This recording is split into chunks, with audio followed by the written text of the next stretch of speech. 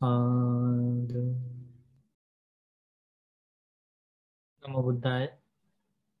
Namo Buddhaya Bhante. Namo Buddhaya Bhante Jivananda. Bhante. Sadhu, sadhu, sadhu. Homage to the blessed Buddha, supremely enlightened Buddha.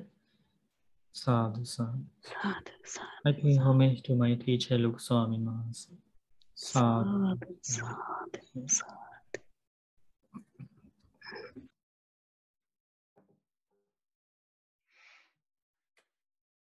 So we go here, suttafriends.org website, and then we go to Theravada. Okay, who is going to tell the number today? Starting from 1, 2, 3.1, so on. Bhante, I think last time I remember I checked on 8.1. Okay, so here you have 8.1. Who is going to read? These are the verses of Arahant MahāKaccāyana. Then I must, may I, Bhante? Okay, you can start. Okay. The verses of Arahant MahāKaccāyana. A monk should not always be occupied doing many duties. A monk should avoid people who gossip and talk unnecessarily. If a monk is greedy and desires nice things, he will miss the goal, which brings spiritual happiness. Indeed, wise people consider respect and homage given by others to be a swamp. Attachment to gain and honor is like a fine dart that is hard to remove. An untrue person will never give up gain and honor offered to him. One should not insist others do evil, nor should he do it himself. I say that because all beings live with karma as their relative. One is not a thief just because others say one is. One is not a holy man just because others say one is. One knows oneself to the extent that devas know who he is. Foolish people don't understand that we all will die one day in this world. But since wise people understand this fact, their quarrels cease. Even after the loss of his wealth, the wise man indeed lives. But no matter how much wealth one has, if he hasn't gained wisdom, he is not truly living. Even though a wise person hears all with the ear, sees all with the eye, he doesn't want to take it in nor reject that which is seen or heard.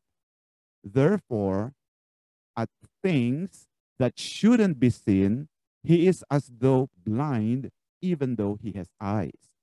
At the things that shouldn't be heard, he is as though deaf, even though he has ears.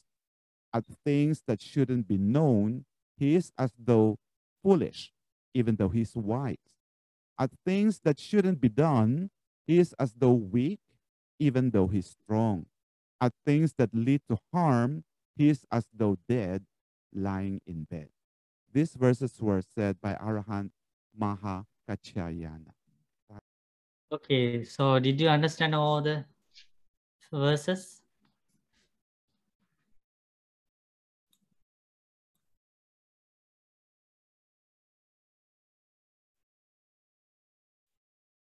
Any questions? Did you see this? One knows oneself to the extent that devas know who he is.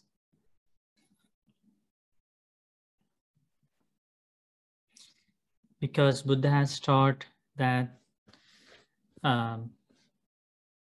those invisible beings, deities, can read others' minds, can see what they are doing, even though they are invisible to us. They can still see us.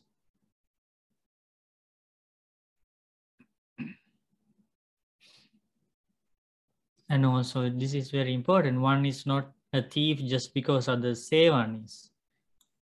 One is not a holy man just because others say one is. Because of not understanding this, or because of lack of understanding. Some people are unnecessarily worried about what other people say about them, right?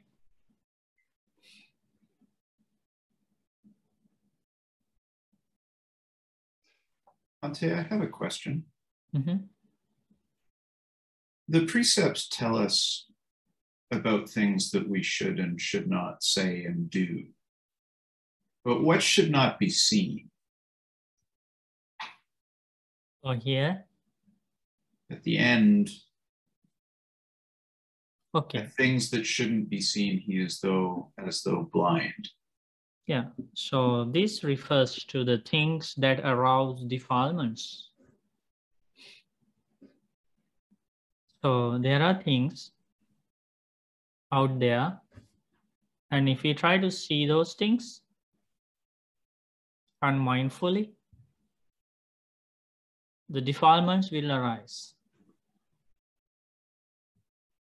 because of that visual object.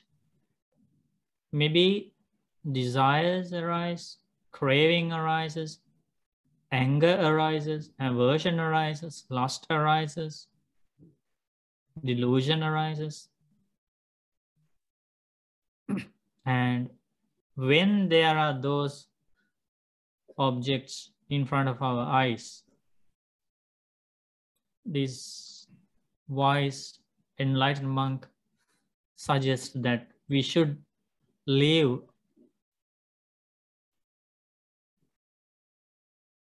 as blind people so we don't pay any attention to those things in a way that defilements arise in our mind. Basically, those are the same objects that we badly want to see. We don't pay any attention to understand whether the defilements are going to arise or not. And there are things, visual objects, if we see them, wholesome qualities will arise, not the defilements. Like people go to holy sites, they see the relics of the Buddha, they see the stupas of the Buddha, they are also visual objects. And instead of arising defilements, lots of wholesome qualities, confidence about the Buddha, confidence about the enlightened ones, will increase in their mind when they see that object. Or sometimes in the past, monks used to go to charnel grounds, the cemeteries where the dead bodies were, and they were looking at the dead body and sitting right beside the dead body. They were meditating. They were practicing mindfulness of body. And that's a sight that monk should not avoid at that time. And that monk is supposed to take all the features and signs of that dead body and compare it to his own body, that my body also will be like that one day. That is clearly mentioned in the last part of the Kāyanupassana, mindfulness of body meditation techniques. There are 9 types of meditations there, called Navasivatika. So now do you understand the difference between the visual objects that would give rise to wholesome qualities or otherwise it would give rise to unwholesome qualities? Yes, thank you, Bhante. That's the meaning there.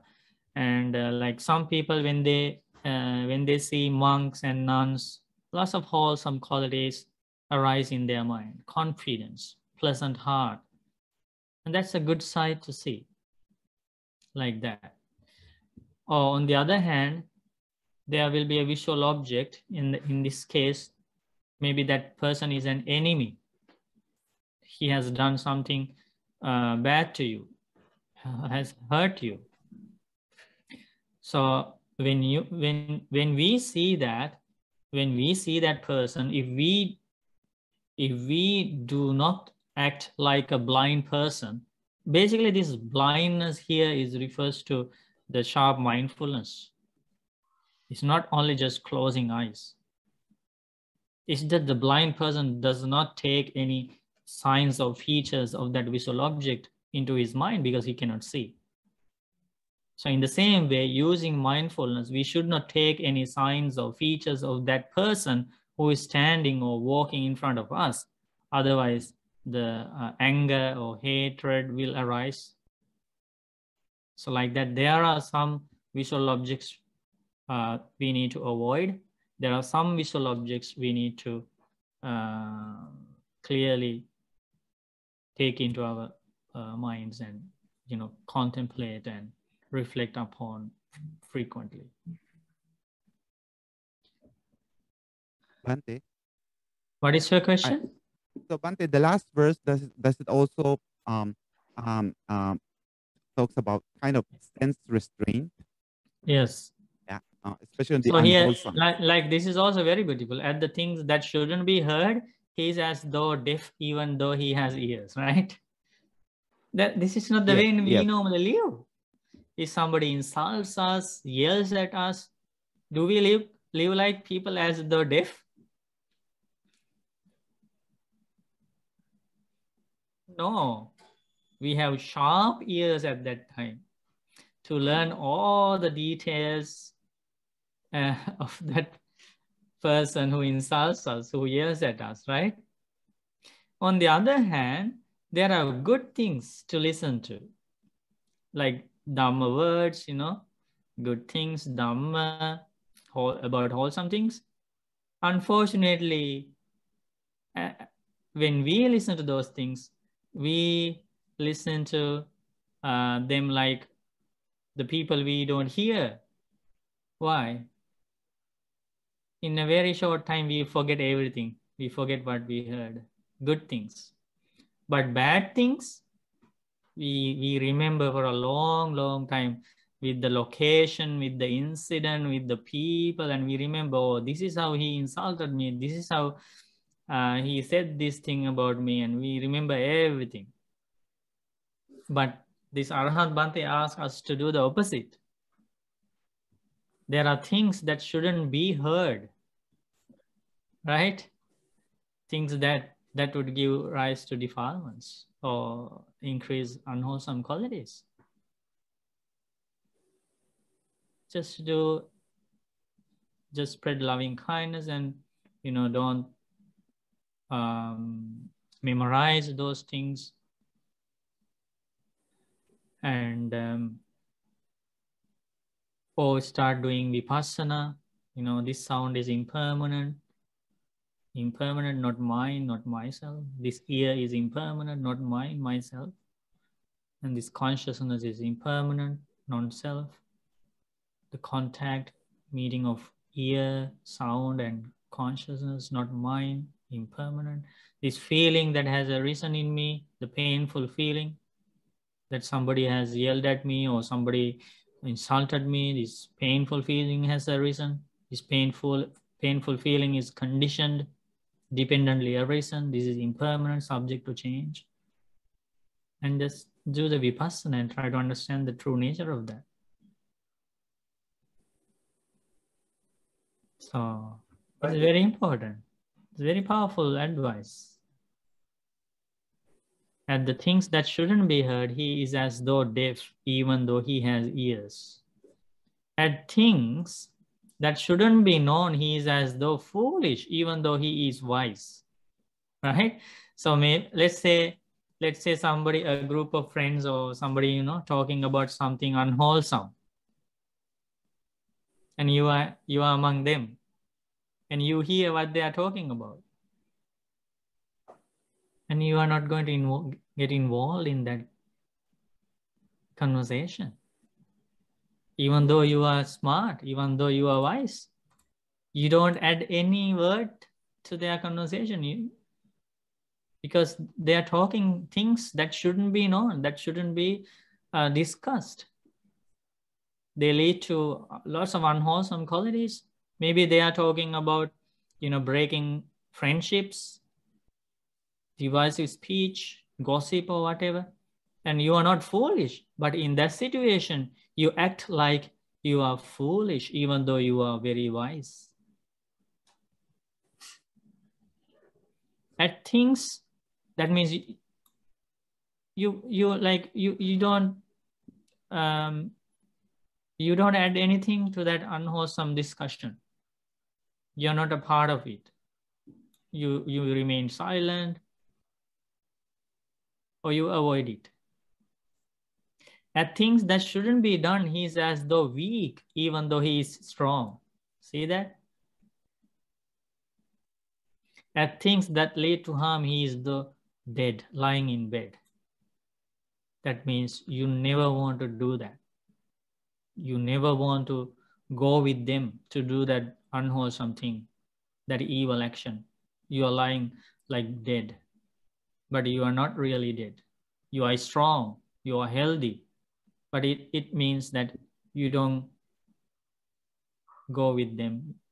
You don't help them to do that evil thing. This is about like,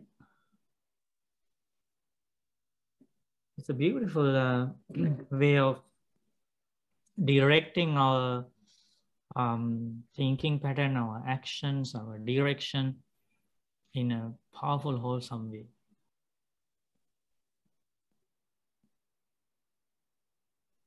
Rob?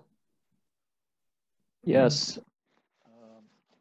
The one stanza, just because others say he's a thief, or you're not a thief just because others say so, you're not a holy man just because others say so. And then the final line is, one knows oneself to the extent that devas know who he is. Just curious about that final line. One knows oneself to the extent that devas know who he is. Yeah, that's what I explained before.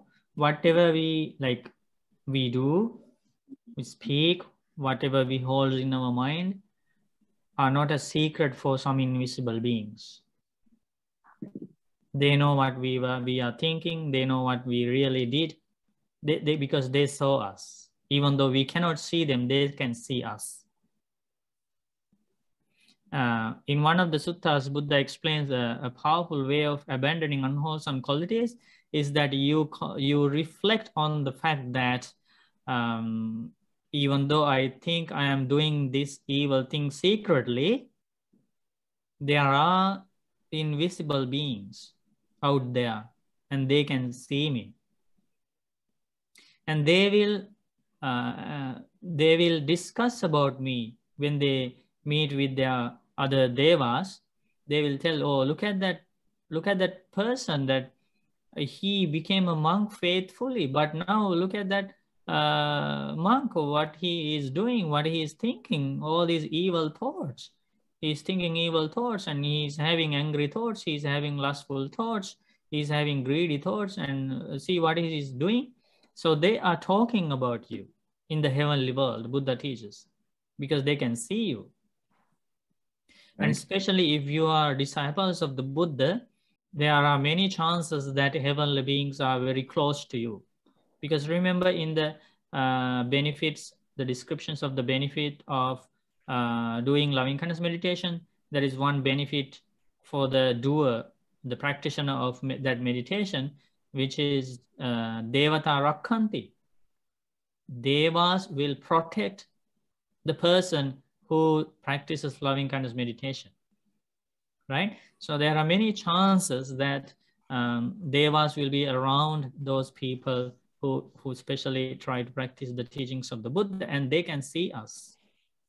And then Buddha asked, it's not good for me. It's like, if they're talking about me in a bad way, it's not good for me. So I shouldn't do this evil thing.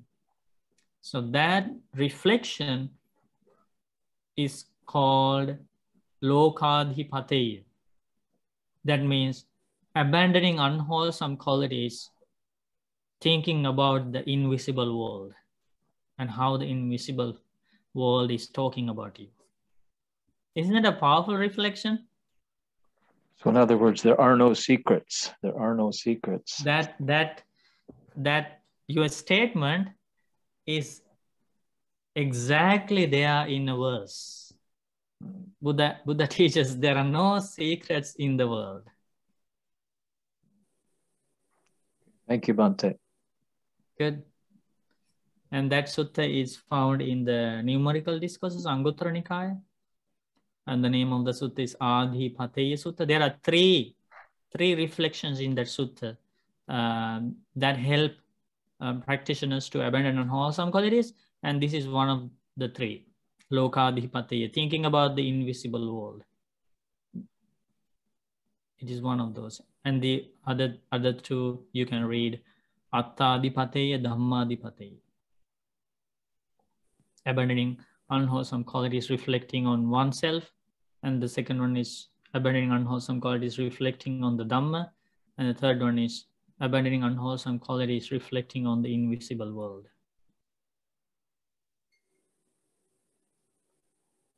Maybe some of you will start doing that reflection, using that reflection from now on, right? And you are trying to do some unwholesome things secretly, thinking that, okay, nobody can see me, I am in my room, or, I am in faraway place, nobody can see me. But now you can use this reflection. And then you will be ashamed of the actions that you were about to do, thinking that, oh, maybe invisible beings are watching and they are talking about me when they meet other devas, and that's not good for me. That's not a good reputation for me, so I shouldn't do this. That's a true story. That is something. Something exists in the world. There is such a thing. And sometimes when the Buddha was alive, Buddha would see what monks were thinking, a group of monks were thinking, or what they were doing. The Buddha would see. And that was a great thing, because then the monks would reflect on the fact that we are living in the same monastery where the enlightened one is living. Oh, we shouldn't do this because he can see us, and that's not good. That's not good. Sometimes other fellow monks can see. Like there were Arahants living in the time of the Buddha, in the same monastery. And there were other fellow monks who were not yet Arahants, but they can see that our friends will see us. Our friends will read our mind. And so we shouldn't think about unwholesome things. Yes, Ray. But and I don't know if this happens to other people, but sometimes, so in meditation or something, I'll be reflecting on my good deeds, and all of a sudden a bad deed will come into my head, and all of a sudden I'll hear myself sort of go, oh, there, that's what you're really like. That's who you really are. And why do we focus on that and not everything else that we've done so good? All of a sudden we seem to focus on the bad thing, or whatever, and not, it seems like we're drawn towards that, or myself, I'm drawn towards that as, oh, there you go. There's who you are. You're thinking all these good things, but there, that flash there, that's what you are. That is why we say the worst enemy is not far away. The worst enemy is living right here inside ourselves, which is our own mind. Now you sit for meditation to start with wholesome thoughts, to start to think, to contemplate, to reflect on all the good things you have done. And now what is happening? The mind is sending all these bad memories. Mind is not helping you. That is the nature of everybody's mind. And there is a beautiful set of verses uttered by an Arahant about the same thing. And he is actually, he's admonishing the mind, his own mind. And that's a very good contemplation to use during our meditation, or, anytime. And he's kind of yelling at the mind, and he's telling, what are you doing now? Like, you are not supporting me for this meditation. You are not supporting my spiritual life. Like, this is what you did this whole time in this long journey of samsara. You are the one who took me to hell one time. You are the one who took me to animal world one time. Because of you, I became an animal. Because of you, I became a hungry ghost. And now in this life, you are the one asked me to become a monk. And now I am a monk. But you are not supporting me. You are trying to help me disrobe again and become a lay person and lose this precious opportunity. And like that, he keeps yelling at the mind, to his own mind, and that's how he overcame those powerful unwholesome thoughts in his mind, the thoughts created by his own mind. That beautiful verse, I think.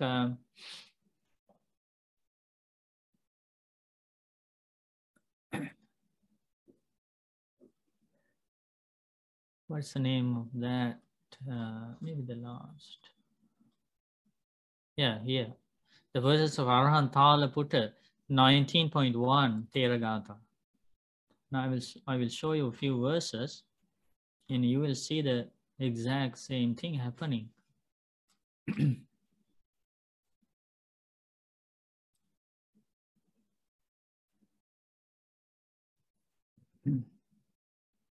Yeah. Hey mind, didn't you beg me repeatedly for years to give up the home life? How much did you beg me to become a monk? Now I have become a monk. Hey mind, why don't you meditate now? So he's talking to his own mind, right?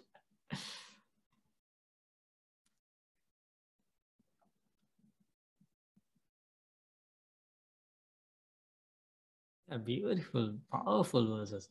See?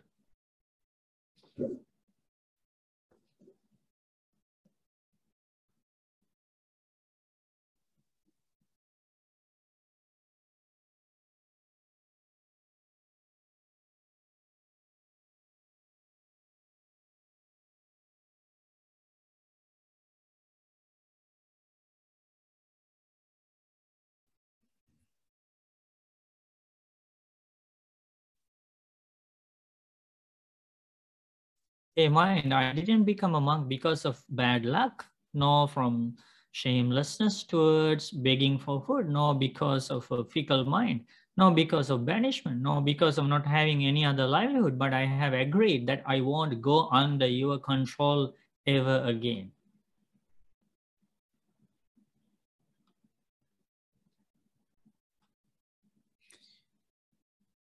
Hey mind, everywhere I went, I have followed your advice. Therefore, in many previous lives, I didn't make you angry.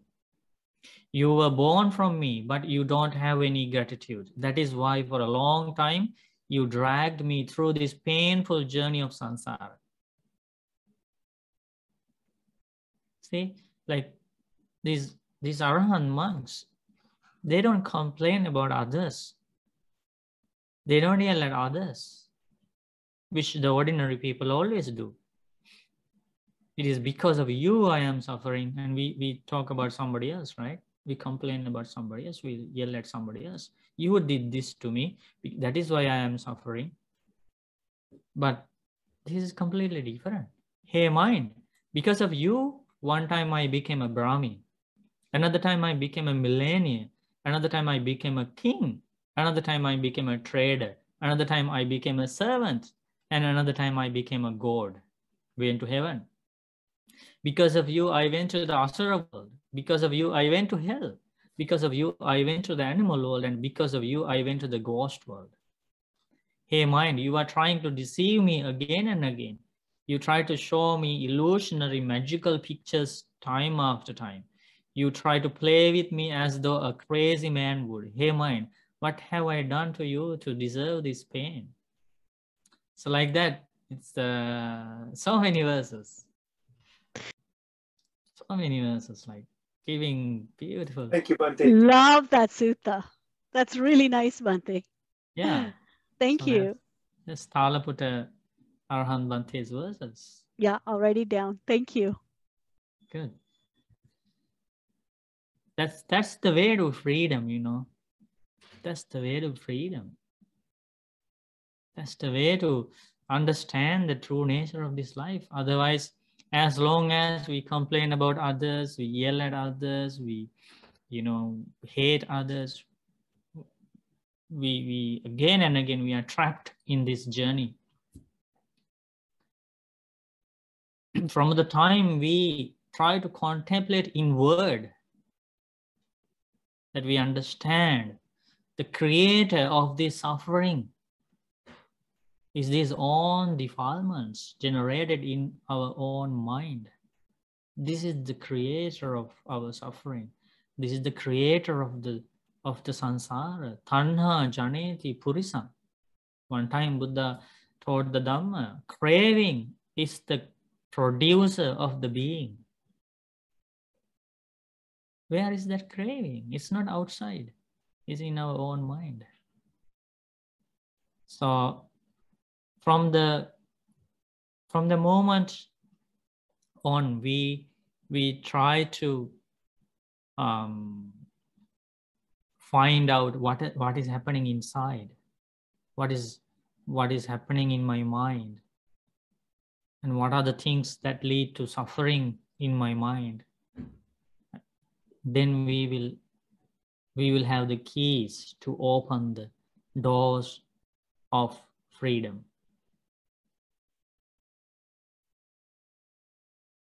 That is the path. And think about this. Every Saturday we learn these deep Dhamma, the suttas. They're all talking about this internal thing, right? The Noble Eightfold Path is practiced within oneself.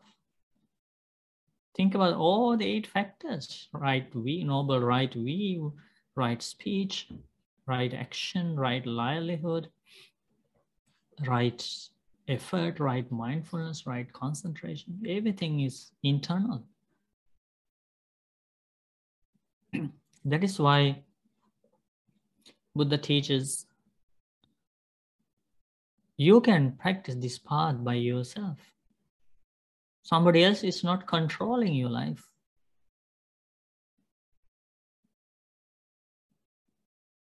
But there is something that controls, as the Arahant Bhante explains there, our mind. As long as we obey our mind, we will continue this journey.